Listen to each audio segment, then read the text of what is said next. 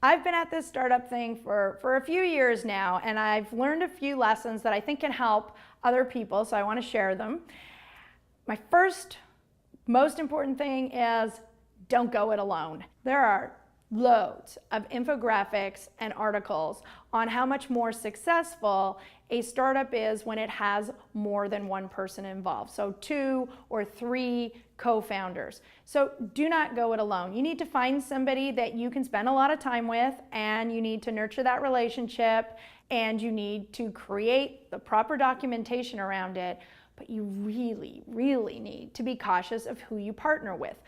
Your startup is your baby. This is what you want to spend the next fill in the blank, and let me tell you, everything takes at least twice as long, whether it's software development, whether it's getting your business documentation together, everything takes twice as long. So you're going to be spending a lot of time with whoever you're partnering with, whoever you're contracting with, whoever you're bringing into your team. So make sure that you really like those people and can spend a lot of time with them. So a really important lesson that I learned was to start with the end in mind. And by that, I mean that if you want to exit your company in 3 to 5 years, so now you need to double that, so that's 6 to 10 years, but if you want to exit your company in 3 to 5 years and you want to be able to just walk away from that company and not have any ties to them, like you don't want to still work for them, that may be very different to somebody else that wants to come in, be part of the startup, and have a job for life. Now, there aren't very many people like that left, but you need to figure out what is the end goal for everybody involved. You want to make sure that you've aligned your end goals amongst your core team.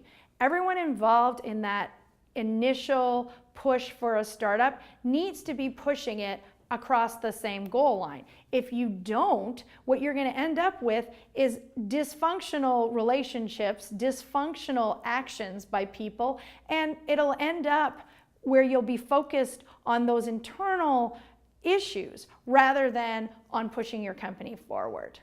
So really very, very important to create this culture, whatever that culture is, whether you want to create a company that's a lasting company that you pass on to your kids, or if you want to do a company where you exit in 2 years. Whatever, it doesn't matter. You still need to create this culture from the very beginning of what is your company about, what are your values, and those aren't just written up on a wall. So you want to create a great culture where everyone has that same end goal.